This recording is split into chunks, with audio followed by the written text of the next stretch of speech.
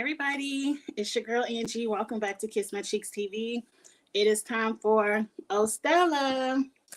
Stella is our Friday night shows where we talk about all the competition reality shows. Tonight we're going to get into a little bit of The Circle, Survivor 42, and Real World Homecoming New Orleans. We're going to get into all of that good stuff in a few minutes. I want to start off with what are we drinking tonight? This is my new favorite wine glass, this little flamingo. It costs $3 at, I believe we're in TJ Maxx. And I love this glass. It's just something, I feel like I'm having fun and I'm partying every time I drink out of it. Tonight is a margarita. I had this huge bottle of margarita mix or pre-made margaritas for Cinco de Mayo. So I ain't feel like going to buy no Stella Rose. So we still doing margaritas tonight. What are you all drinking? That's good. I shouldn't have filled it up that tall so it wouldn't spill. I want to get into a little bit of news and gossip first, and then we'll jump right into the show. I'm trying to wait a little bit for a few more people for y'all to get in here. I know I changed the time back 30 minutes. It's easier for me to do it later because on Fridays I either have a nail appointment or I'm running back from the store and I'm always rushing, and I'm really thinking about pushing it to 7, but I'm testing out 6:30. But the first shout I want to give is to my son. On Sunday, it's Mother's Day, so happy Mother's Day to any mothers in the chat, because I won't be back until Monday. Yeah, I won't be back into the weekend reality reviews. But also on Mother's Day is my son's birthday. So I want to send him a shout out. Happy birthday to my cheeks. That's where I get the name Kiss My Cheeks from. And just so you all, I want to show you all a picture, just so you can kind of see where the nickname came from. That's my baby. As you can see, he has the fattest jaws ever. Since 2003, I have seen a few babies with fatter jaws, but I don't know. He just always had the cutest smile, the chubbiest cheeks. So he was nicknamed Cheeks as a baby, and it just stuck. It's something that happens in a lot of Black families, all families. Once you get a nickname, that's your nickname, and it is what it is. For a more current picture of him, he hates taking pictures. That's us this past Christmas in Chicago. He will be 19 on Sunday on Mother's Day. So just a birthday shout out to my cheeky. He's not here yet. He just moved out of his dorm last night, and he'll probably spend about 4 or 5 days with his dad. So I probably won't see him until sometime next week. I really miss him, but I know it's summer break. Give it a week. He gonna be on my last nerve in a week. Don't worry about it. Oh yeah, the bib. Hey Glenda, how you doing? More news and gossip. Earlier today when I did Let's Break, I forgot the Cat Williams picture. I made sure I got it uploaded. Cat Williams, if you love Cat Williams like I do, he has a Netflix special coming out on May 17th. That's right around the corner.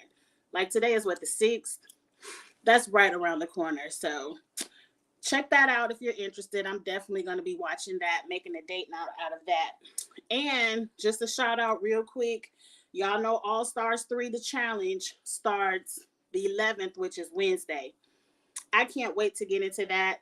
Over the weekend, I'm going to write out my cast assessment, just where I think people are placed, and we'll have a fun video maybe Tuesday night. It'll be late because I go to the gym during the week now, y'all. So if I do a video during the week, it'll be late because I can't cut out my gym time because it just makes me feel so much better when I go to the gym. So we probably will get into the challenge cast assessment Tuesday night before the show comes on Wednesday. And then the challenge will be a part of Stella. So we have some stuff coming up. He's the same age as your brother. Oh, but your brother is turning 20. Yeah, he's 18. So he's just going to be turning 19 on Sunday. Time is flying. Hey, Zudam. Oh, it's Vontae. Welcome, Vontae, to Alive. Thank you so much for supporting the channel. We're about to have a good time. Let's get into a little bit more news and gossip. Then I think I'm going to do The Circle. The Circle, Survivor, and I'm gonna save Julie ass for last. I'm gonna wait. We gonna do Julie's ass last. And what I'm gonna do, because I know some people when they're on the repeat, they don't want to watch the long video of Stella. So I'm gonna put the picture of the show up before I start talking about it. So, like, say if you ever only want to watch Homecoming, you could slide until you see that picture, and then bam, there you go. So that's what I'm gonna do. But I gotta shout out my favorite challenge couple, Cam and Leroy. Y'all know they got engaged. I'm sure y'all already seen all the pictures on Instagram. Cam looks like she about to drop little baby Kingston any day now. I'm so happy for them. Like, really, really happy. I don't know these people at all, but through my TV screen. But they are one of my favorite challenge couples. I root for them always. That's a little picture from Cam's baby shower. The baby is going to be named Kingston. Beautiful name. I can't wait to see it all come together. I really like Cam and Leroy. So congratulations, guys. Like, happy for you. Happy for you. I do want to see you back on the show, Cam. I'm going to give you 2 or 3 years. 2. 1, because trust me, you're going to be ready to leave the house for a couple of weeks. But anyway, what's up next? The MTV Challenge has already confirmed that Josh is on season 38. I guess they're on the casting process now. It's going to be his 6th consecutive season in a row. I feel like if Josh is back, then Casey and Fessy are coming back, and I'm already uninterested. Disinterested, however you want to say it. If that Big Brother trio is on the show, I'm not interested. Now, if they just put Josh back on there by himself, I probably could deal with Josh. But at least it's just one of them. But I guess we got to wait for more casting. I saw another casting rumor. Where is the picture? Right there. They said these are 4 of the rookies, but Gamer V, or is it Gamer Vev? I don't know how she say her name. Or is it a he? They always changing their profile pictures, so I don't know. But they say only 3 of these are true. So this is David, somebody named Missy from Survivor. I kind of remember Missy, not really. That's Derek F, Big D, and that's Brittany, Crazy Brittany. Who do y'all think, put it in the chat, is the one that's alive? So this is that game, three truths and a lie. Which one do y'all think is alive? David from Big Brother, I heard, was on the Challenge CBS. So I kind of think he's alive because I thought there was no crossover on the shows. Like, if you're going to be on the Challenge CBS, that's where you at. If you're going to be on MTV, that's where you at. I already know Big D. That rumor's been out there for a while. I'm not familiar with Missy, but I feel like, why they got all the Big Brother and Survivor people going over to MTV? Why they didn't do the CBS challenge? So we could have more MTV people do. I don't know. I'm gonna guess it's David from Big Brother. Let me see what y'all guessing in the chat. Let's put it up. Yes, we happy for them. David is on the Challenge CBS. So David is the lie. David is the lie. Zuda, I said I know. Yes, Derek F is going to be. That rumor has been out for months now. And I think he might be on there. And he might be like, don't forget they used to have Big Easy on there. And Big Easy died one season. We know he ain't really died, but he damn near died one season in the final, and he came back more in shape the next time. Maybe Derek F is getting in shape. He had all the time in the world, because this has been a rumor for a long time. You can see Missy on the challenge. I've loved Missy on there, so I don't think it's Brittany. You think it's not Brittany? We'll have to see. I'm sure we'll. Hey, let me say hi to everybody. Hey, Zuda, Dabu, Andrew. I see all of y'all in the chat. We gonna save all the Julie reads for the end. All the Julie reads for the end. Save them, because I don't want to talk about her right now. Missy is dry and militant. The girls would hate her in the house. I don't remember Missy from Survivor. Like, her face looks familiar, but I don't remember her in the game. I would have to be refreshed. Literally, his biggest goal on Big Brother was walking around the house. Y'all be shady in the chat. That's fine. I don't see Derek F. Whoever was his partner, they would be pissed. They probably give him to like somebody like Anissa, somebody who they don't care about. Ooh, this margarita good, y'all. So I just saw those few little rumors about the Challenge 38. I'm sure if they're in the casting process, way more spoilers. Hey, Carly will come out. We'll get into them as we see them, but right now I'm kind of with Charles and everybody else that since David is on the CBS Challenge, he's alive. Now, what other news and gossip did I have before we jumped into the show? It was something else. Now, do y'all watch The Circle? This gonna kind of tie into The Circle. Terralisha and Delisa are beefing on Twitter. And then my girl Gamer V jumped into the beef. And I had talked about it this morning on Let's Break, but I didn't understand why Delisa and Terralisha or Gamer V were beefing. So I kind of researched the tweets and kind of figured it out why they were beefing. Now, I'm going to put it up to the chat. Y'all put y'all yes or no real quick. Do you want me to show you the tweets of Terralisha and Delisa and Gamer B beefing? Because it's a spoiler in the tweets. If y'all say no, I'll save it for next week. But if you want to see the tweets, I mean, if you've been on Twitter and you follow those three people, you done already seen it anyway. But if you want me to show it real quick, put the yes or the no, and then I'll talk about it. Charles, you haven't watched The Circle yet? You're not missing nothing.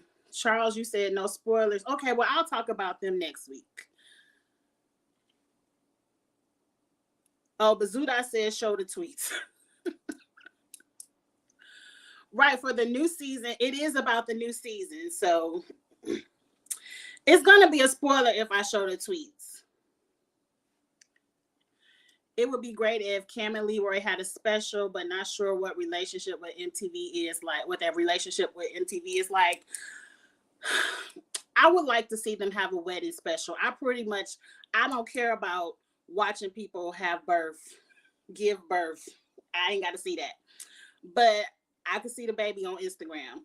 But if they did a cute little wedding special, that would be cute. Hell, if they gave CT one, they can give Cam and Leroy one. But again, I agree. I don't know what their relationship is like after Leroy exposed MTV, but we'll see. What you say?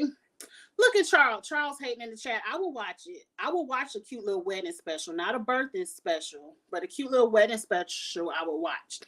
But let's just get into The Circle. Charles, I'm really going to just be going through the cast. I only watched episode 1, so I don't have much to review.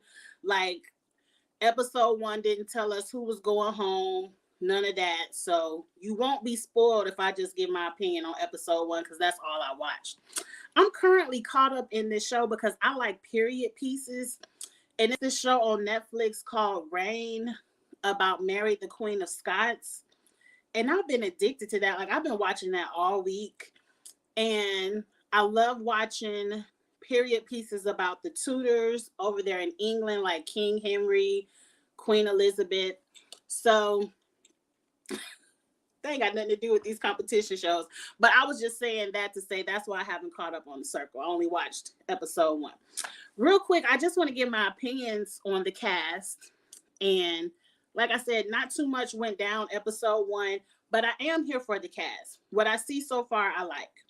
Let's get into it. Up first is Yu Ling. Yu Ling, I like. She has immigrant parents. 25. This is a very young cast this season. And it's a lot of social media influencers, even though I don't know any of them, but they seem to be very popular with a ton of followers. So maybe I can get on the show. They like social media people. I really love the circle. Yu Ling, I pretty much like her vibe, her makeup. She does have like a weirdness to her. She's playing herself, which is great. She has a personality.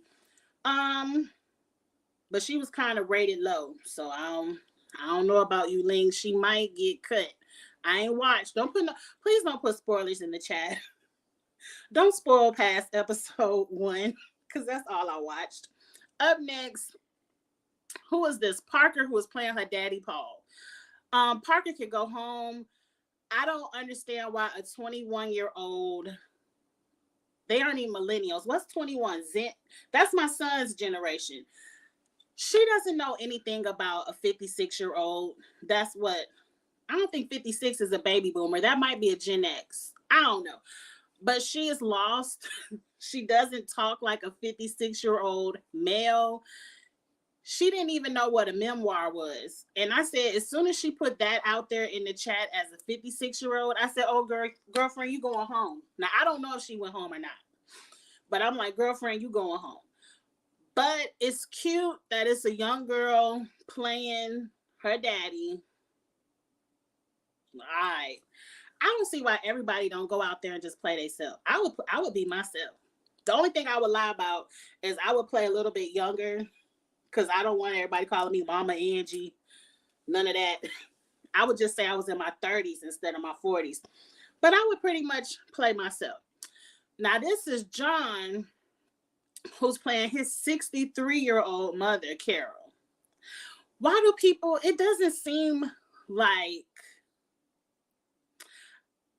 I would play like if I wanted to play older, I wouldn't go older than 40. Because what does a 63-year-old really have in common with a bunch of 20-year-olds? Because most of the people on the show are in their 20s, early 20s. You can see he's also a social media content creator, but at least he's playing his mother very well. Like, he isn't throwing in the slang. He knew what a memoir was. I still think he's going to get caught up, because there's going to be some kind of cooking challenge or something where he's going to get caught up. I personally wouldn't play the opposite sex. Like, if I was going to catfish, I'm going to at least catfish my same sex, so I can get the cooking challenges and stuff right. But, I mean, mini spoiler, he ranked very high for the first rankings. They made them do rankings day one. Like, just judge me off my pictures and that's it. Crazy. Up next is Frank. Frank is the popular one in the group. He's a social worker. Not social media, but social worker. I like Frank. Frank is playing himself. He's thick and juicy. He on the boat with his little shorts on. I'm here for Frank. He definitely has the personality that I wouldn't mind chatting with. I just hope he doesn't go overboard, if that makes sense. Like, he's really into that slang. I don't want him to feel like he has to perform to be on the show. Like, be yourself. Like, it ain't got to be snaps and flips all the time. But I like Frank, and you know I root for everybody black, but I liked him anyway. Up next is Brew. Brew is corny. Now, he's supposed to have a huge social media platform. He's playing himself. He's recognized by John, but John can't be like, oh, hey, Brew, because John is playing a 63-year-old. Most of the people in the house seem not to know who he is, but John. So that's kind of unfortunate for him. But he's very corny to me when he's in the house by himself. I can't relate. Up next is Alyssa. Alyssa is playing herself. The most interesting thing about her is she's an assistant to a sex coach. I would like a little bit of more information about that. That sounds like an interesting profession. She's very smart, very beautiful. She's playing herself. I think everybody who's won so far has played themselves, except for, did Delisa win playing her husband? Yeah. That's the only catfish I know that won the game. Oh, that's the Delisa tweets. Let me take that down. It's somebody else. I hate this thing. It didn't upload her. It's a basketball player on the show. Her name is Krissa. Maybe she didn't upload because she didn't get that much airtime, but I liked her personality the most. I guess because she's another female and I would probably have more in common with her, but she didn't get a lot of airtime. So I don't know. Let's get to the comments. I'm lost because I can't look at the comments and the pictures at the same time. Oh, y'all shading Charles. He need a little bit of shade. Like, yeah, if we could watch CT, though, I didn't watch CTs. But if CT can have one, Cam can definitely have one. Oh, the first 2 episodes was dry. The first episode was a little bit dry. I ain't gonna put the spoiler of the first episode in there for the people who haven't watched.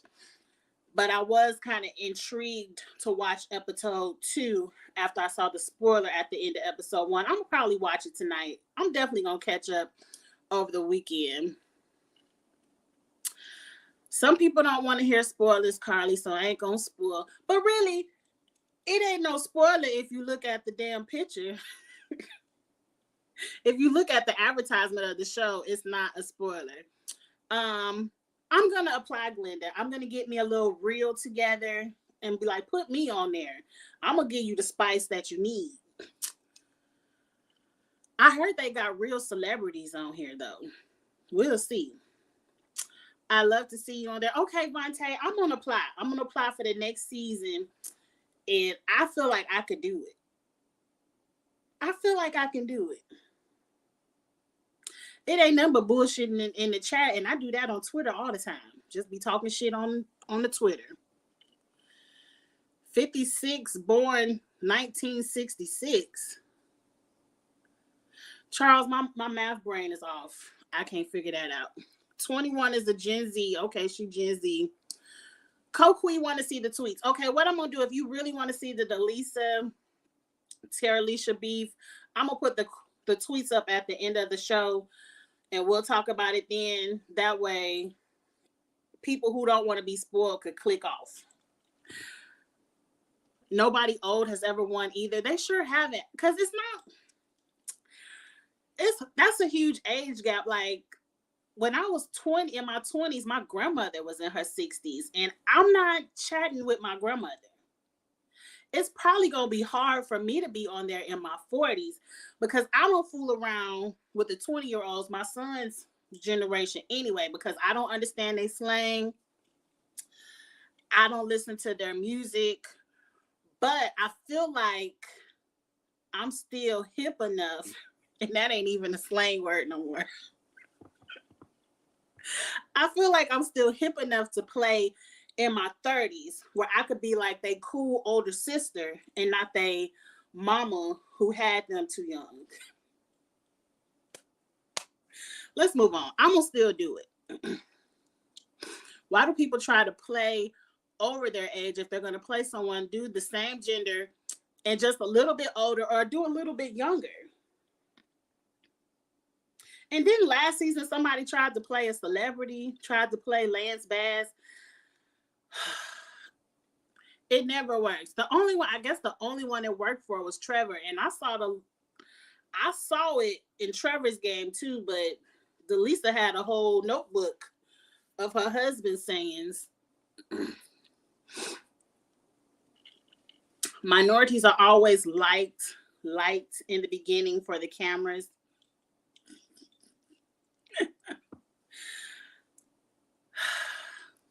That is true. Because they switched on old girl last season. That wasn't Terralisha. I don't forgot the girl name from last season who was always an influencer. But they flipped it on her real quick. It was like, she could go. But I do really like Frank. Frank is very entertaining. Black Lives Matter goes out the window, episode 6 or 7. See, y'all can't pay attention to Charles because he one of those doubters until he see it. He gonna like, nah, they don't like black people until he see they really do like the black people. I doubt there'll be too much. They not gonna be on Black Lives Matter. I think Frank is the only black person on the show. I guess Carissa, but Carissa is not getting the airtime that I think she deserves. I really like Carissa. It's not no L in there. That's what I'm saying. They already showed everyone in the logo picture. That's why I knew the spoiler. Yeah, I mean, if you look at the logo picture, you already know the spoiler. And I ain't too interested in the spoiler of the season, but I'm intrigued. But they aren't entertaining to me. Like, why we gotta have all these Europeans on the American circle when they got a UK version of the circle? Let the UK people go over there. Is that wrong? I don't know. Oh, Zuda is off topic, but why, when we talk about the generations, we skip the alphabet? Right, it went to X, Y, and Z. I don't know. Because what is the new generation like? My niece and nephew, these people just born, I don't even know what they call. But it don't even matter. Because they went from Gen X to millennials, then Y, then Z. And then it was baby boomers. Who knows? I ain't in charge. They might start over. They might start it over. But let's get to our next show because I don't have nothing else to say about the circle. Like I said, I only watched episode 1. Let me put the clip up so people will know. We're getting ready to get into Survivor 42. And I'm going to get to the chat because I really want to have a conversation about Survivor 42's episode last night. I thought it was a great episode. Let me quit lying. It was an alright episode. It was very predictable. We all knew kind of from the first 15 minutes, I knew how I was going home. So I'm kind of upset that Hai is going home. Millennials are Gen Y.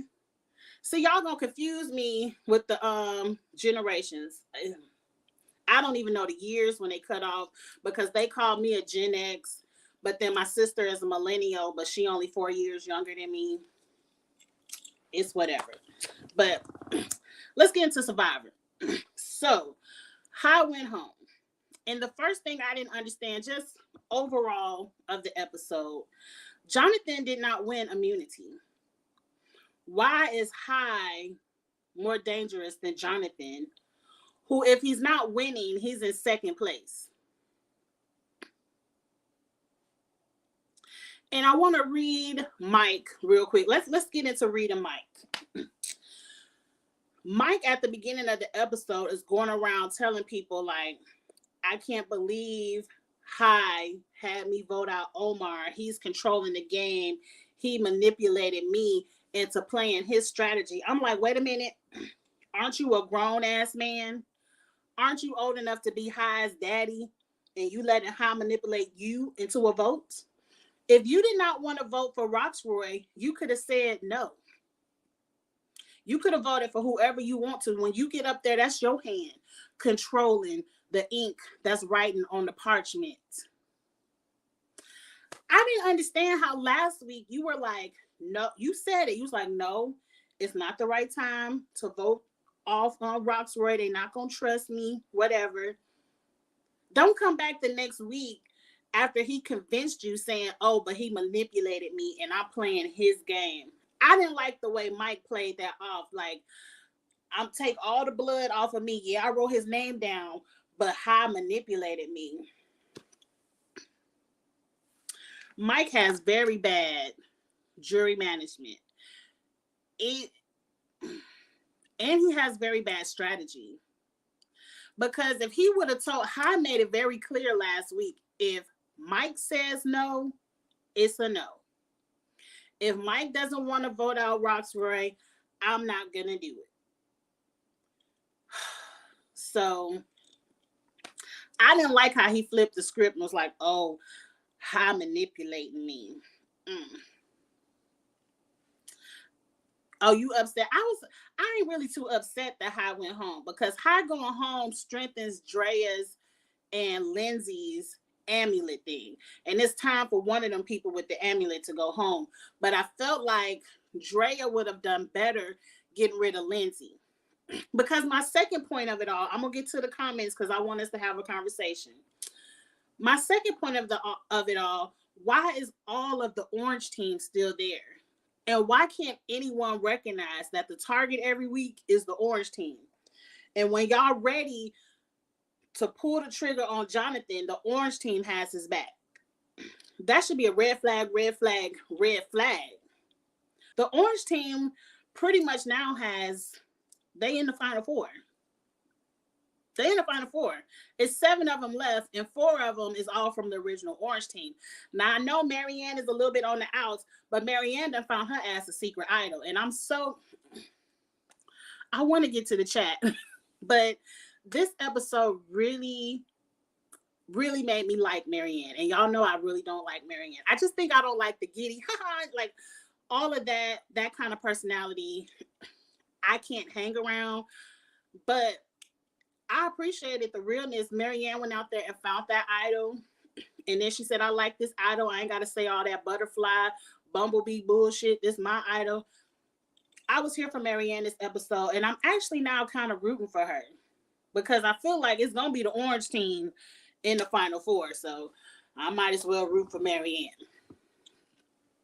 Now, Omar called Roxroy a boy in the confessional last episode. I don't remember that, but I ain't going to say he didn't, Charles. But if he did, why my ear didn't catch that? Because I would have caught that. I'm going to have to go back and watch. Yes, Mike has bad jury management. They're not scared of Jonathan. He's probably going to win every challenge. And if he does, oh well, he's not winning Final Tribal. I think that's what it is, Koki. Is it Koki or Coke? We went over this. If I say it wrong, just put it in the chat.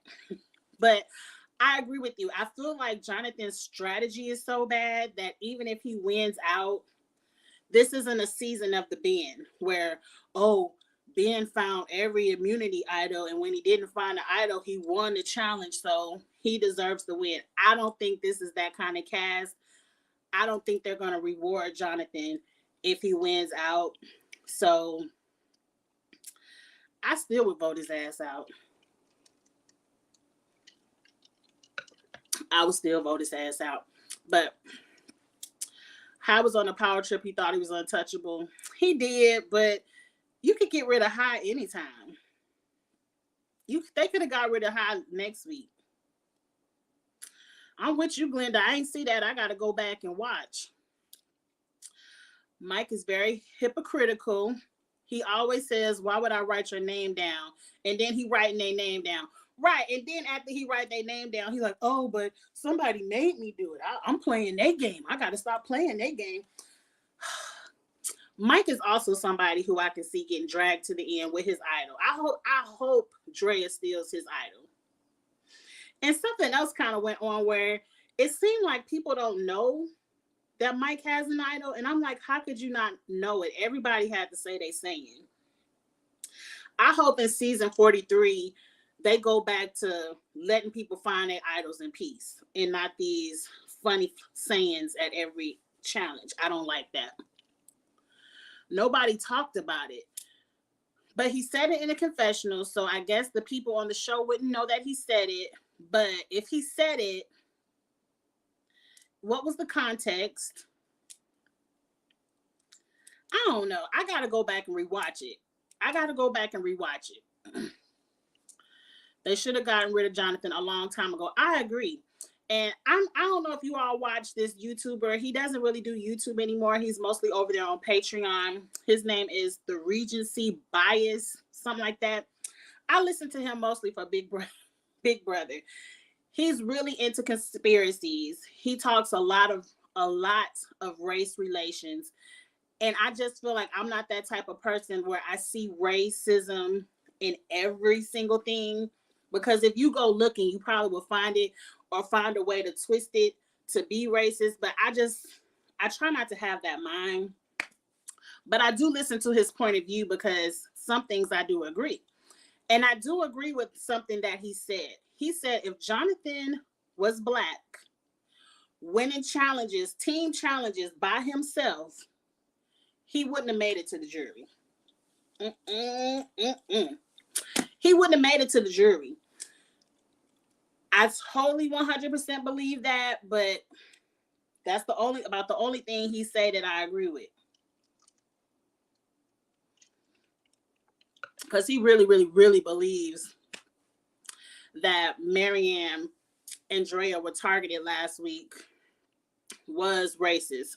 I believe it was because of their idols and the way that some of the tribe people talk. It seemed like they don't know that Mike has an idol. So I ain't gonna find racism in everything, but I think if Jonathan was black, he would have been voted out pre-jury. They would have been like, he gotta go. Because we've seen it time after time after time. They couldn't wait to get Danny out, and Danny wasn't even winning challenges by himself. Oh, you said Omar, High, and Jonathan could kick rocks.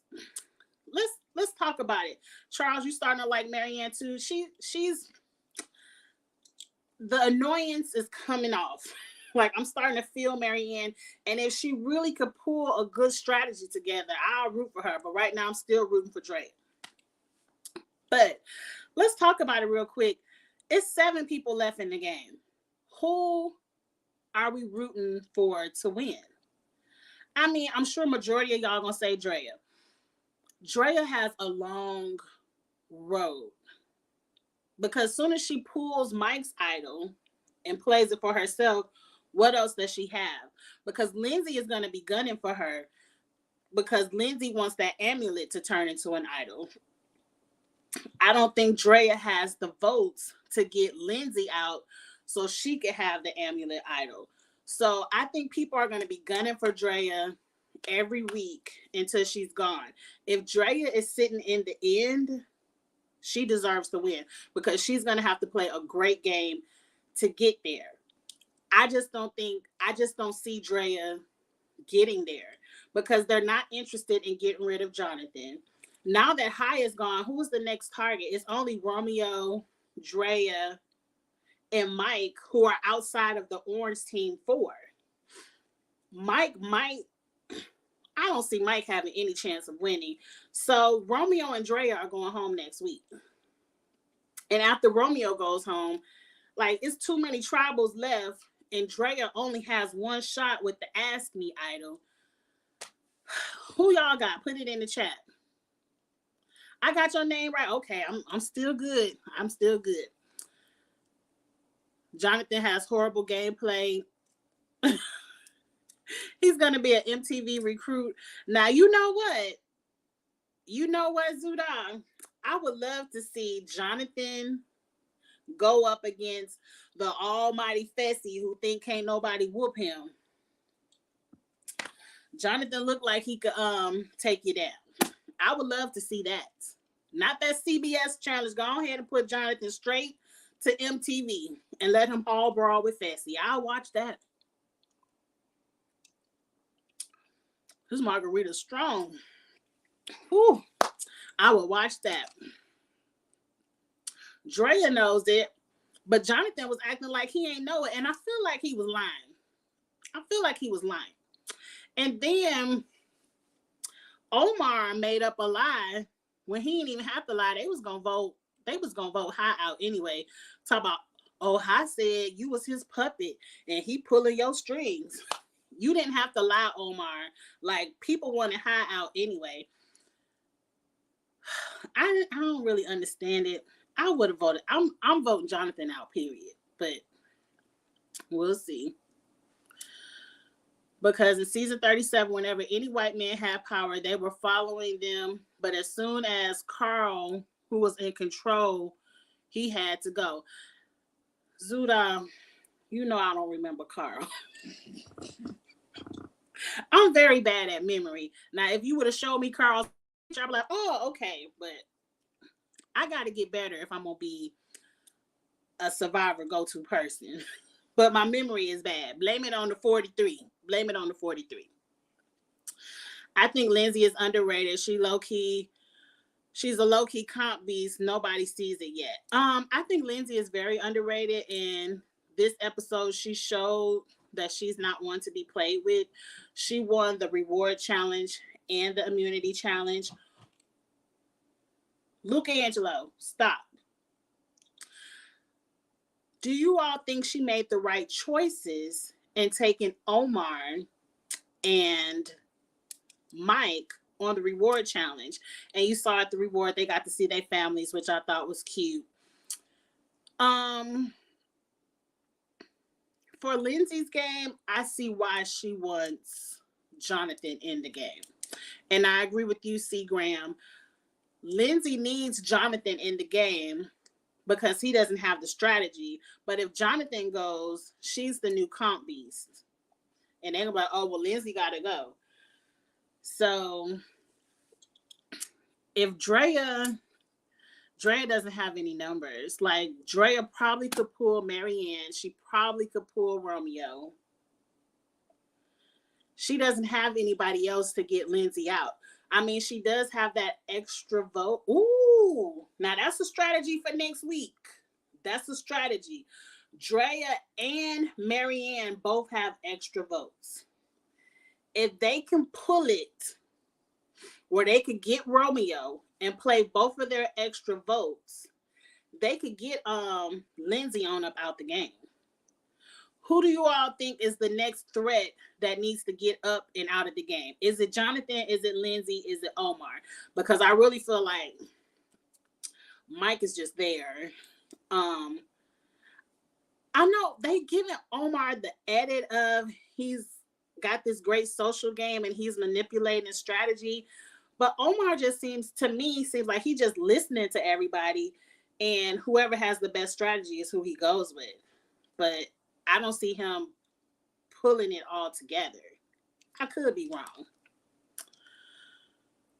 Y'all said Jonathan will eat Fessy alive, and I'm here for it. I'm here for it too. If y'all don't do nothing else, CBS, go ahead and let Jonathan go over there to MTV and Hall Brawl with Fessy. I don't know how the hell it has happened, but I'm rooting for Marianne. I'm with you, Vontre. I couldn't stand Marianne ass. I wanted Marianne to be the first boot, the second boot, and the third. Every week, I was like, when they gonna get her ass? I'm tired of her and all this. Woo, I was over it. But I'm kind of rooting for Marianne. Like, if Drea goes, I will root for Marianne. I'm here for the drama it'll cause when she played that secret idol, because nobody knows she has it. And I'm sure Marianne is not going to tell a soul. She learned her lesson. She learned her lesson. And I can't wait for Drea to take Mike's idol.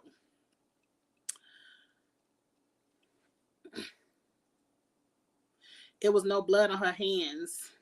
Oh yeah, because she was picking but they haven't been on a reward, so I think they should go. Like, I wouldn't give a damn who haven't been on a reward. I'm picking who I want to align with, but I guess she wants to align with them too.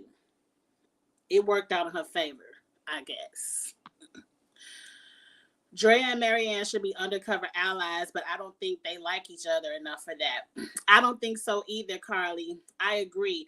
Drea wants to work with Lindsay, which I don't understand, because Lindsay has the other half of the amulet, and I don't see you and Lindsay coming together to steal somebody's vote. Like, who vote does Lindsay want to steal?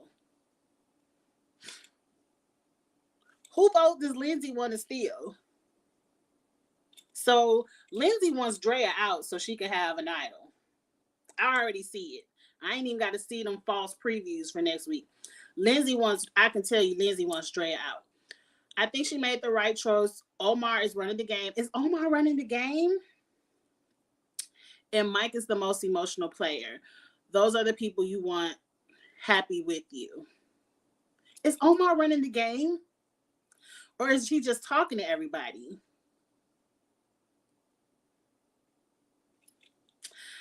A part of me is saying Omar is doing too much. Because by Omar being best friends with everybody, and then bam, but they got to go home, they're going to feel like Omar betrayed them. I feel like Omar needs to stay with his orange team and quit being buddy-buddy with people that he know he can't help. And let's see about to flip the game. And I don't see that. Ooh, excuse me. Lindsay has the best body ever. I did notice Lindsay works out. This episode, she got screen time and she looked very fit. I noticed that this episode too, because I thought Drea was going to be the next comp beast because Drea looks like she works out, but no, Lindsay is very in shape as well. I agree. I feel like she made the right choice because she might have gotten Mike's trust and strengthened her bond with Omar. But they were already in an 8-people alliance. And Mike I feel like Mike probably wants Jonathan to win more than him. Like, I don't want Jonathan as my number one. Like, when did Jonathan, and why would you want to be number one with the most powerful person? I mean, not powerful as in strategy, but just, I don't know. I don't get it. What do you think would happen with the outcome of the game if Omar decided to flip the vote on Jonathan and save Hyde, his backup plan? I would have loved to see that even more. I feel like the rest of the game is getting ready to be boring. I feel like the orange team is about to link up with Mike, Romeo and Drea, Marianne. They're going to flip them. I feel like it might be good because Marianne and Drea have some power that people don't know about, like the Ask Me Idol and Marianne's Secret Idol. So I feel like we might have some interesting tribal councils, but I feel like that's the new hit list. Romeo, Marianne, Drea. And then the orange team going to get rid of Mike. And then it's whoever in the final four win the fire. I don't know. But I'm kind of over the orange team. I really am. I want to know if Drea can use her KIP to steal Lindsay's amulet, then combine them to steal her vote. Now, Koki, you went deep into the rule book with that one. Can Drea steal? I don't think so, because the amulet is powerful not when it's stolen, but when Lindsay is gone. So it's no point of stealing it if she's still in the game. But you saying she could steal Lindsay's vote? I think that's too deep in the rule books. I think you went real deep with that one. I don't even think CBS thought of that. They might have Jeff scratching his head. If the best thing Drea can do is just steal Mike's idol. Like, forget Mike. That ain't your cousin. Just go ahead and steal his idol and be safe. The KIP, I keep calling that thing the Ask Me Idol. I think that's a better name. The Ask Me Idol. Lindsay is winning, would be disappointing. Oh, it would be disappointing since she is very under edited. Okay. I got it, Miguel. She is very under edited, and I heard that on another podcast today. Like, Lindsay is getting the Erica edit. Like, Erica was very under edited, but she won. I wouldn't be mad if Lindsay won. I just really want Drea to win. I feel like Drea has played a better game. No, Omar ain't running shit, but his I agree, Charles. Like, I'm watching the show, and I don't see Omar running the game. I just see him talking to everybody. I thought Omar was a part of the LGBT alliance with Hyde and Romeo. He was. Omar is in alliance with everybody. Like, he's friends with everybody, but he will cut your throat. He does. I feel like Omar is playing a bad game. And everybody's like Omar for the win, but I'm like, you can't cut everybody's throat and think it's not going to be a better jury against you. Omar winning would be interesting since he's the only one with a more strategic brain. I kind of agree with Charles. Omar's strategy is in the confessionals.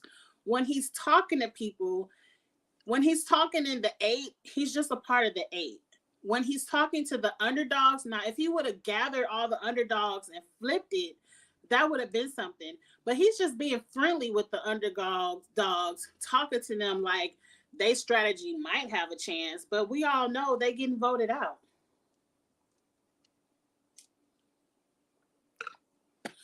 You said Omar is going to get spun out the way Hyde did. He felt too comfy. I don't know. I feel like the orange team sticks together. The first one of the orange team that's a casualty, of course, might be Marianne. But I feel like Omar, Jonathan, Lindsay, I can't do three fingers. I like this. Three, they stuck. Those three are stuck.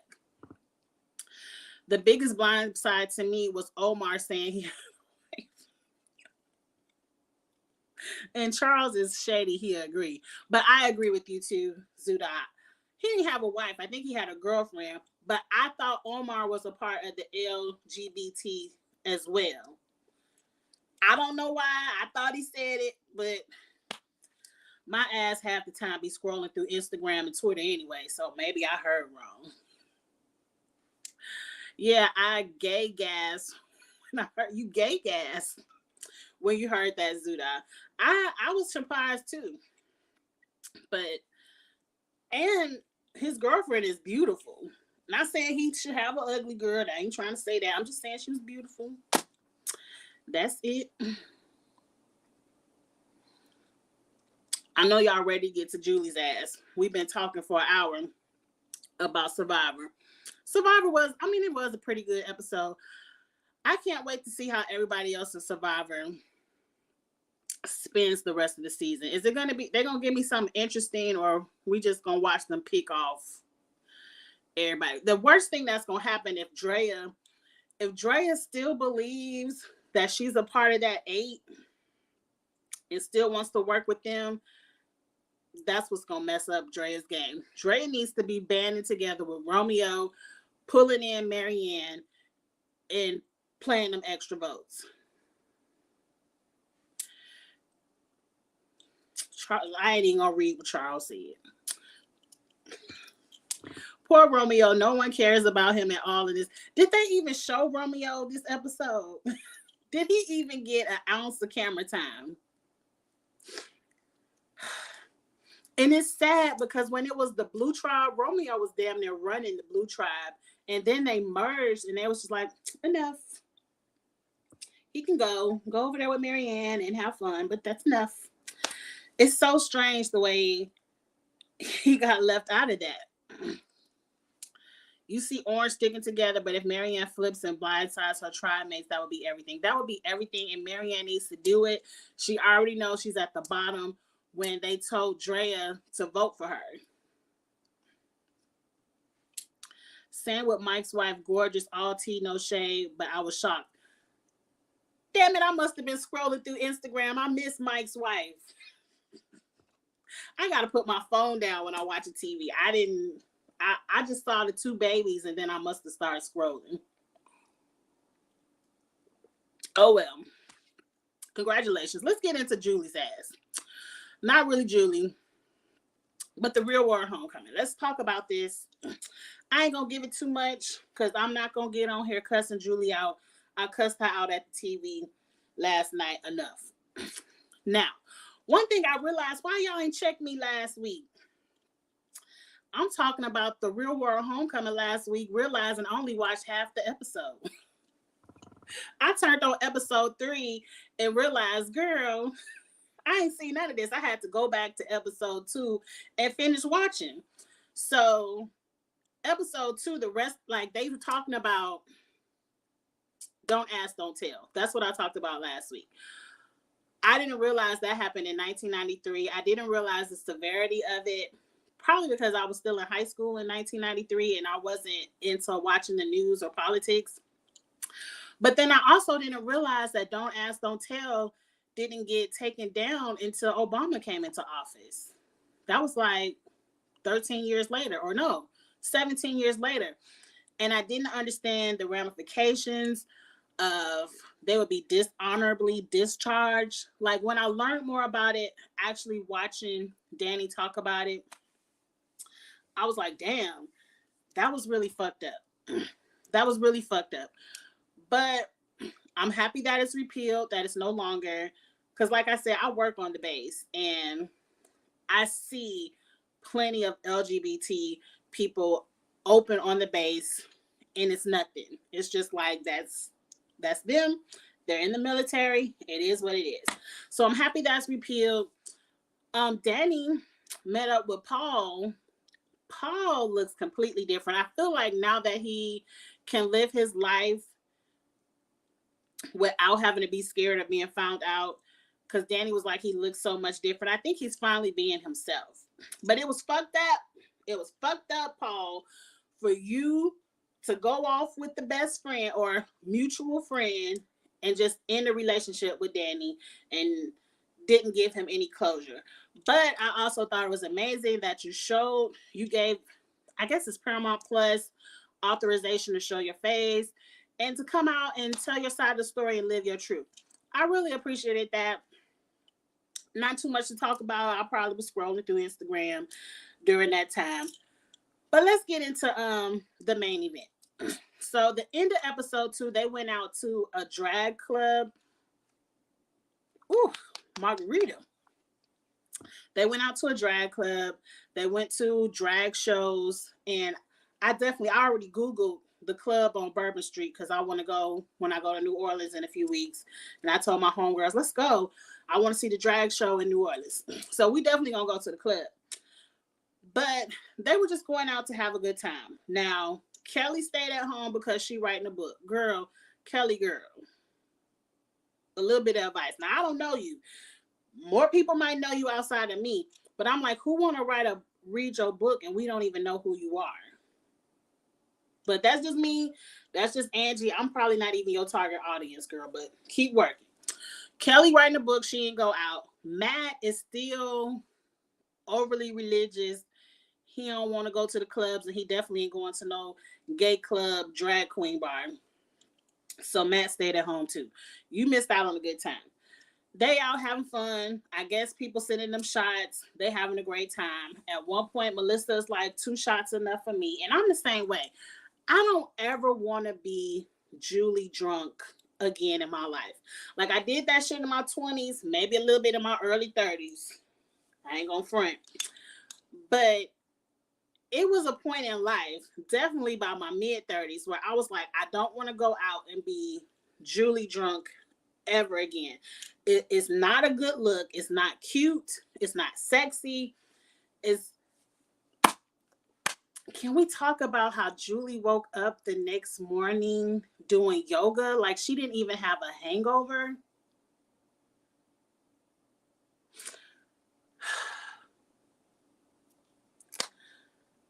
Julie is, to me, looks to be blackout drunk. Y'all already know what happened, so I ain't gonna go through the whole scenario. At one point, Tokyo was like, picked her up and was trying to drag her out of the bar. Before I even knew the allegations that Julie was getting ready to spew out of her mouth later on in the episode, when I saw him do that to her, I said, Tokyo, I wish you would have let security handle Julie. Because I already knew what it was going to be. I was like, I wish you would have let security pick her up and throw her out. You should have let Jamie do it. I already knew the bullshit that was coming as soon as he did that. But even though he picked up Julie, she flew on the ground like, I don't want to go. A part of me felt like Julie was acting because there's no way you could be that fucking drunk. Slam your head on the ground, but drunk people don't feel pain. They don't. The way she fell out of the car head first, I'm surprised she didn't bust her head open. If she would have weighed more than 100 pounds, she probably would have, but Julia probably really light, so the impact wasn't that strong. Then you ran into the trees. I'm so upset they showed all that throw up on the floor. That turned my stomach. That's one thing I don't like is throw up. I don't like to hear people throw up. I definitely don't like to watch people throw up. It turns my stomach. But anyway, Julie did all of this. And then the next morning had the nerve to say, I don't appreciate. No. Not only was she doing all that throwing up in the middle of the night, Tokyo was rubbing her hair, holding her hair back, rubbing her back. Woo, woo, woo. Julie, I'm not going to leave your side. He put a fucking pallet on the floor with his pillow to lay right next to her. And I'm like, fool, she getting ready to throw up on you. Like, you could have slept in your bed and still ran over and checked on her the next day. But no, the change in Tokyo is amazing. I'm not that caring. I think the only person I probably would take care of like that is my mother and my father. And not saying that they would get drunk like that, but just if they were ever that sick where I had to go over and my son Cheeks, my Cheeky. The only three people.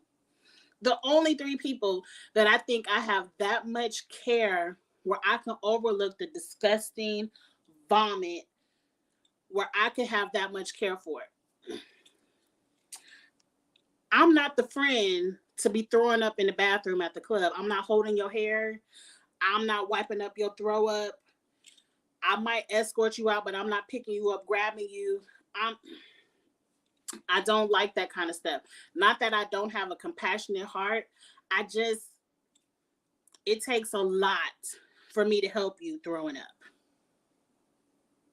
No. And I'm being real, Cokie, not my man. And you can ask him. Because it must have been about a month ago he threw up. Not from being drunk, but just sick. I didn't clean up his throw up. I helped him. Like, I'm not an asshole. I helped him, but not to the same extent that fucking Tokyo did. I wasn't laying no pallet on the floor. I definitely didn't clean it up. Like, you clean that shit up yourself. It's just, like, that's to me, that was unconditional love. And I only have that unconditional love for my son and my parents. And I'm just being honest now. But anyway, after David did all of that, right, and the next day she got up doing yoga saying, I feel amazing. She gonna have the nerve to say, I don't appreciate David grabbing me. I got all these bruises on my back. And I don't like to be grabbed and touched and bruised. When I tell you I wanted to go through the TV, I didn't even need Melissa to explain to me. I guess because I'm a Black woman, I already knew what the fuck was going on. The one thing I appreciate about that moment is I like for people to show me who they are. Don't come over here with them, oh, Melissa, I'm so sincerely sorry, because they made up earlier. Melissa had listened to Julie's speech that Tokyo gave her. I don't care if I wrote the letter, who wrote the letter. The only thing that mattered is the letter was wrote and they wrote it in my behalf and it was my fault. Like, Tokyo gave you that whole speech, girl. You ain't mean that. But anyway, I appreciate people for showing me who they are so I know how to act accordingly. And what I wish more people would do, because I tweeted it last night, I'm tired of Black people having to teach, comfort, gather understanding, explain white privilege, explain racism. I'm personally tired of it. What I appreciate, now, don't get me wrong, I was highly pissed and angry. You can probably look at my Twitter. I don't want to go back to the anger. I appreciate Julie showing me who she was, because if I was David or Tokyo or Melissa, I wouldn't know how to move accordingly. I would know how to act accordingly. And you know who else showed who they were? Every other white person in that house, especially Jamie and Danny. Not saying that they racist. I believe Julie is 100% racist. 100%. You can't tell me no different. You can't tell me, oh, I grew up in a Mormon church. At some point in your life, you have to have enough life experience to where you could think for yourself and not just blame your upbringing. Now, back in the 2000s, when Julie was on The Real World, I could understand, girl, okay, you was raised that way. Let me help you get some understanding. But Julie, you in your mid-40s right about now. You understand you want to be that way. You knew what the fuck you was doing when you said that about David, because you on the phone talking to your homegirl, talking shit and all that other stuff. And they was like, oh, we think Julie is here to make TV. No, all of y'all are there to make TV. Julie is showing you who she is. All of y'all there to make TV. Is she putting on for the cameras? I don't think so. I think Julie is showing you who she is, and you need to learn how to act according. I wouldn't be trying to teach Julie shit. I wouldn't be trying to explain racism to her at all. I would just be moving accordingly. I wouldn't fuck with the bitch. I don't care if we gotta live in the house 2 or 3 weeks. I ain't got shit else to say to you. Go on, throw up all on yourself. Do whatever you got to do. And then Julie had the nerve to talk about only been drunk 3 times in my life. I said, what, 3 times a week? 3 times a day? That drunk right there wasn't my 3rd time in my life drinking. She was taking shots like a champ.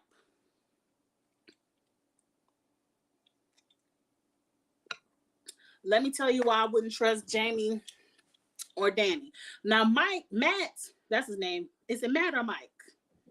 Whichever one. Matt has already told you who he is. He ain't down. He told you what he ain't down for, so you know how to deal with Matt accordingly. Kelly wasn't there. And I ain't going to put nothing negative on Kelly. She wasn't there. Yes, Cokie, 3 times a day. That was some professional drinking right there that Julie was doing. Jamie and Danny were there. They were in the same car, I believe. Yeah, they were all in the same car. Danny looked like he had a little boo thing in the club, and I wasn't mad at him. But Jamie was definitely right there next to Julie and Tokyo, the entire situation. For them to only speak up in the confessionals is not enough. It's not enough. You can say whatever you want to say to a camera by yourself. But if in that moment, when you were in the car and Julie was like, I don't appreciate Tokyo grabbing me and I got these bruises on my back, you talking your shit in the confessional like, girl, you face planted. You should have checked that bitch right there. That's your responsibility to correct the narrative if you an ally.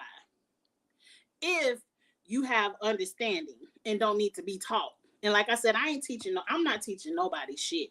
I ain't got to have a house meeting over shit. Now, understand, when you're on a TV show, you might want to have that house meeting because you don't know how production is going to spin the narrative. Are they going to spin it in your favor or in her favor? You don't know. But I'm talking about in real life, I'm not sitting down having no group discussion. I want you to show me who you are. I want to be able to act accordingly. And if you say you understand, you say you an ally, you say Julie was fucked up, tell her that. Don't tell the camera in the closet. I would have loved for one of the men in the car to tell Julie how belligerent she was, that yes, if Tokyo didn't pick you up, security was going to pick you up, I was going to pick you up. Bitch, you fell head first on the pavement. You ran into a fucking tree. Don't tell the camera in the closet. Tell Julie. That's what I am. And then even when they had the house meeting, it was only Melissa and David talking. Even when they was at that Cafe Demont place and they was letting Julie ramble, everybody was letting Julie spew all this bullshit and nobody was like, hold up, bitch. Hold up. They ain't even have to call her a bitch. Now, I know I called her a bitch. But they could have been like, hold up, Julie. This man laid on the ground and helped you all night, and you want to spin the narrative that he put bruises on your back? A big black man versus this skinny white woman?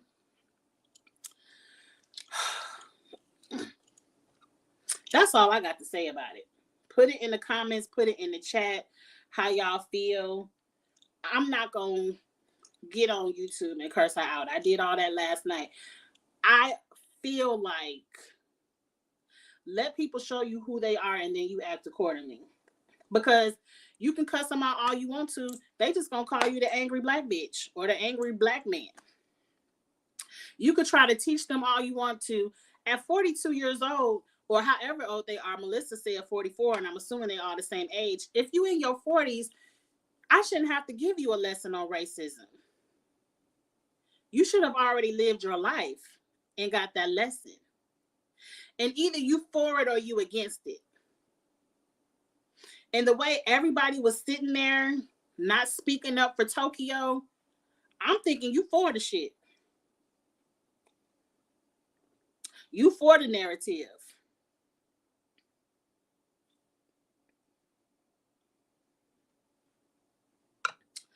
Now, I can't wait to see how the rest of this house meeting goes.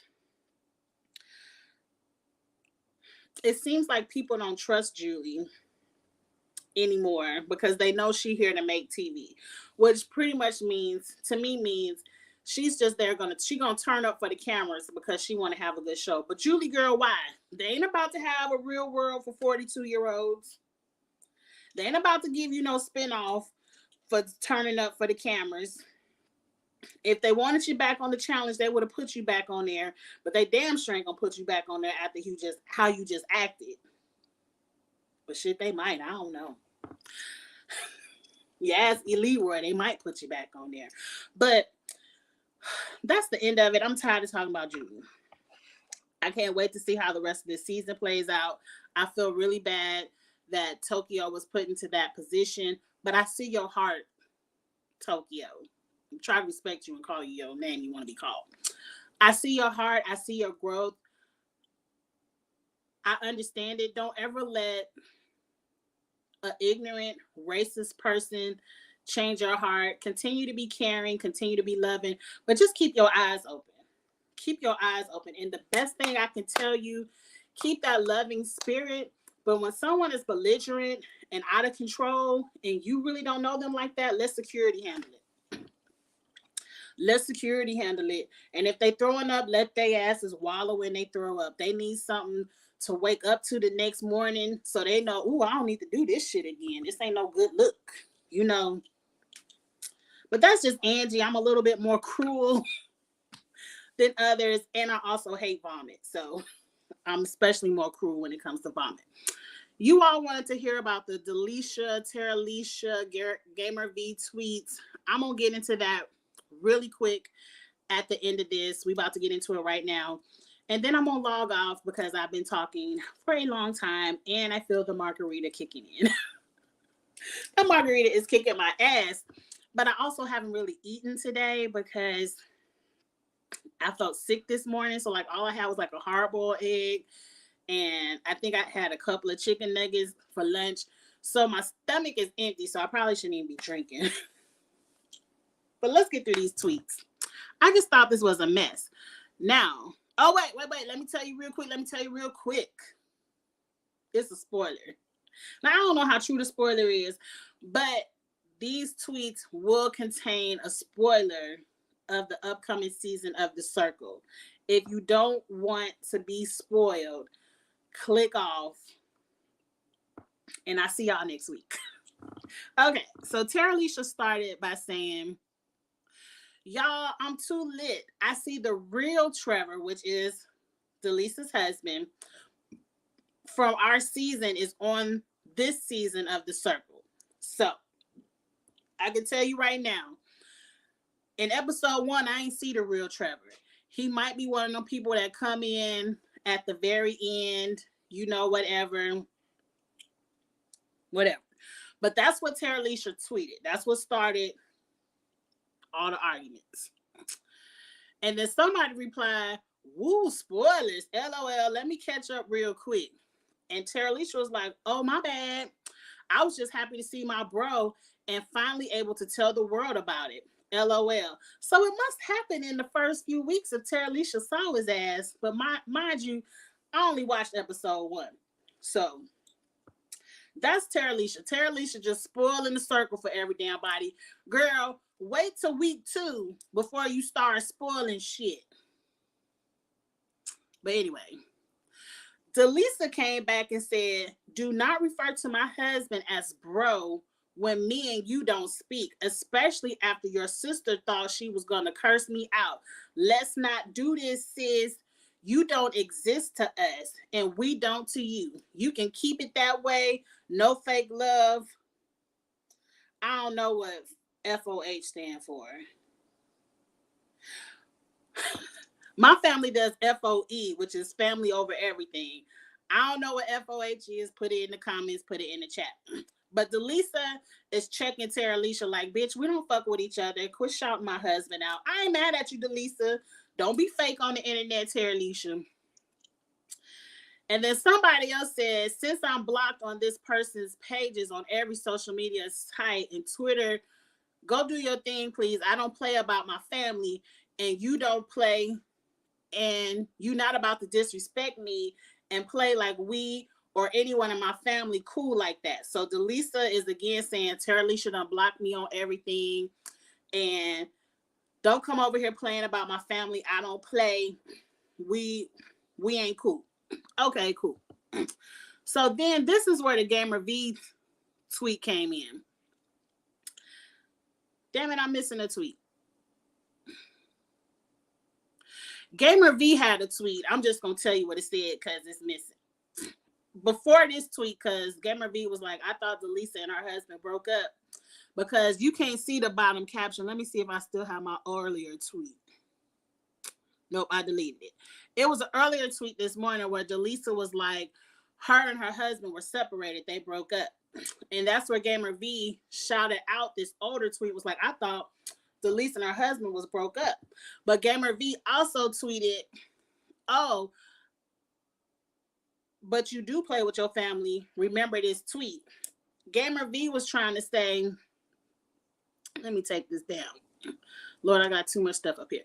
Gamer V was saying, like, you on the internet with this big ass wedding ring on your finger talking about you and your husband broke up, but you over here in Tara Alicia comments talking about don't play with my family, we still together and we don't fuck with you. So Gamer V was like, I guess you do play with your family. It looked like you playing with them on Twitter. Which one is it? I thought y'all broke up. Now, that was the end of the beef. I didn't see where Delisa responded to Gamer V.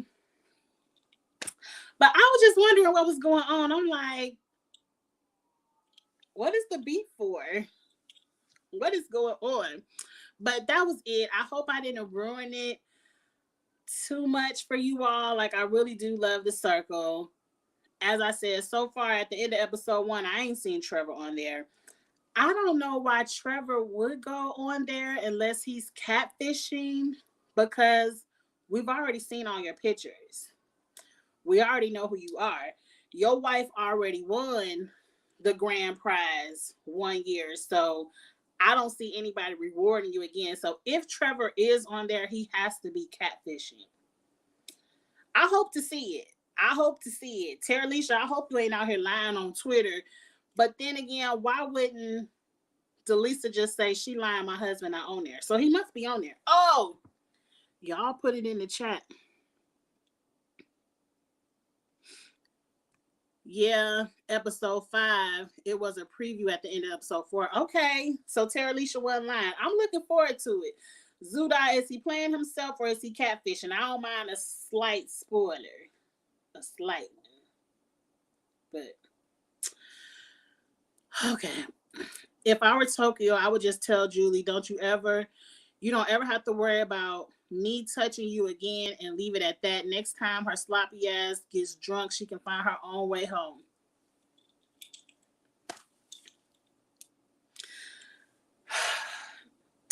I wouldn't let her find her own way home because I wouldn't want her to be taken advantage of. But I guarantee you, security would have manhandled you. You don't want to be touched. He was trying to help you as a friend.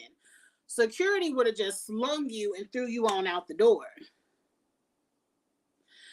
But I don't want Tokyo to say you don't have to ever worry about me touching you again, because he didn't touch her.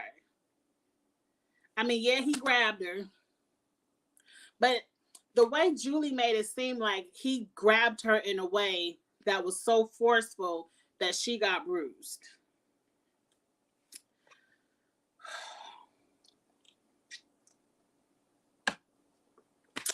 I'm telling you, if I was Tokyo, I wouldn't say nothing else. Bitch, I see you. And that's it. Y'all was shocked to see they weren't cool either. I thought they were close. I'm very confused.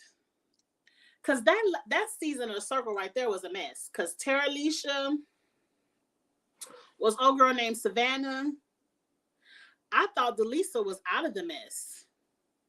Because Delisa was over there flirting with old girl from Too Hot to Handle. She wasn't really in the mess with Tara Alicia and Savannah. I would personally like to know why Tara Alicia and Delisa fell out. But I ain't go that far back in the tweets. Maybe Tara Alicia jealous. I don't know. Oh, they just showed him walking in. Okay, so we ain't even gonna figure out what Trevor doing until next Wednesday, if it was just a preview. So I'm gonna predict that he's a catfish. You predicting that too? I'm guessing he's a catfish because I know he isn't stupid enough to play himself or his wife. Right? Y'all just won. Is it $100,000? I don't even know the cash prize, but y'all just won all the money. So ain't nobody about you gonna be the first one voted out. And while we giving up spoilers, what's up with these Spice Girls? Who asked for the Spice Girls to be on here? I didn't. I did not. They could have went over there on the UK circle if they wanted the Spice Girls to be on there. And what's up with all these twists? Like, oh, you the first one to be the influencer, so you could pick which profile you want, and then the Spice Girls gonna play whatever profile that is. And they both gotta be men. I ain't here for it. I'm not here for it. I wish the Spice Girls would get voted out. And these people are so young. The cast is so young.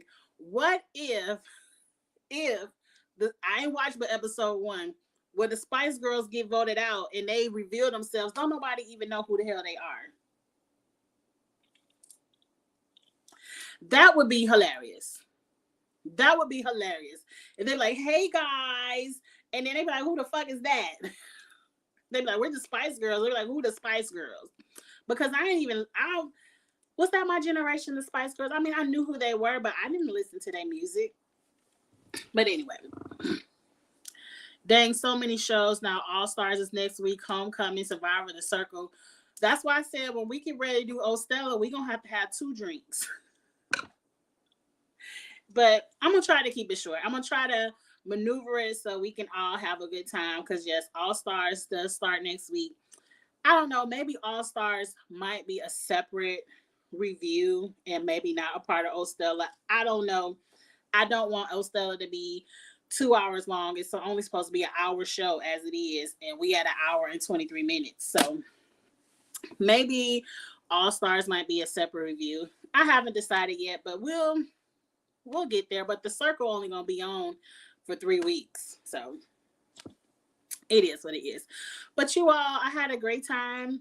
I'm about to wind it down. I need to get something to eat. I haven't ate all day, so I need to get something to eat. Oh, Legendary is coming back. There's so much new stuff coming back in May. And at the end of May, I don't even know if y'all care, but they even gave Bobby Brown a new reality show. And I can't believe it. Because being Bobby Brown was a mess. And I am a Bobby Brown fan. Like, he was my first crush, because that was around middle school when Bobby Brown went solo. And I had all the Bobby Brown posters. My mama let me go to the Bobby Brown concert, and she should not have. But I'm here for it. I'm here for all the shows coming out in May. I can't wait for Legendary. And I heard Legendary, they're going to release 3 episodes at a time and not make us wait every week for a new episode. So I can't wait to see it. I don't usually review Legendary, but I just watch that for enjoyment. But Zuda, you didn't know who they were. You were part of that young group. I heard Wannabe didn't know they were the creators. I don't even know what Wannabe is. I can't know. But Wannabe, I can't tell you no Spice Girls songs. I didn't really listen to them. I just knew they were big. And they damn near don't even look like they self all the damn plastic surgery. But let's move on. Vontae, I don't review Legendary because I don't feel like I'm an expert in ballroom. So I wouldn't want to talk about something I really don't know about. I just enjoy watching Legendary. I appreciate they putting this kind of show out there so I can learn more about the ballroom.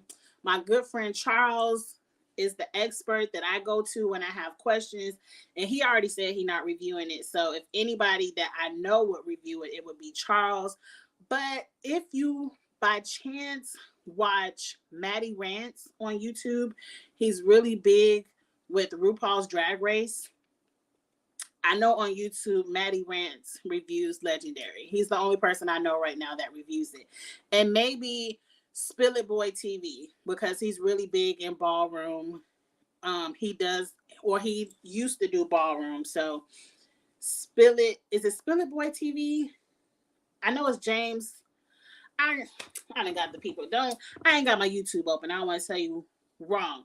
Those are the 2 YouTubers that I know that review Legendary every season.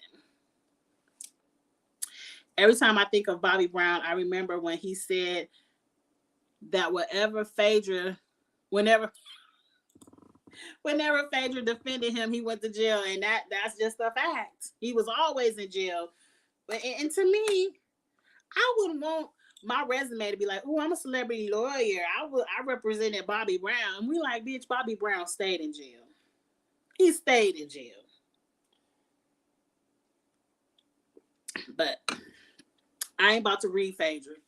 I'm gonna let Phaedra live for now.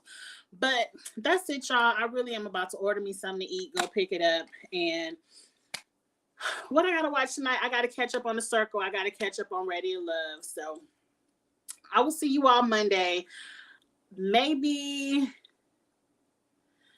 if I catch up on The Circle, I might do a special review Sunday, because Kitchen Table Talk, my friend Blissfully Single Being, she celebrated Mother's Day with her children. My son is going to be with his dad, so I really don't have any Mother's Day plans. So Kitchen Table Talk is canceled this Sunday. If I catch up on The Circle, I might do a special Circle review this Sunday. But if not, we're going to do Weekend in Reality on Mondays. I hope you all have a happy Mother's Day for all the mothers out there. I hope you have a great time with your moms.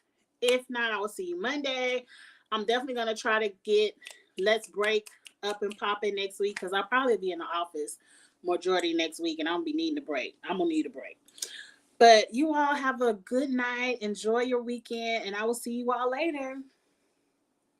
Oh, like, comment, share, subscribe, all of that good stuff. I will see y'all later. Bye.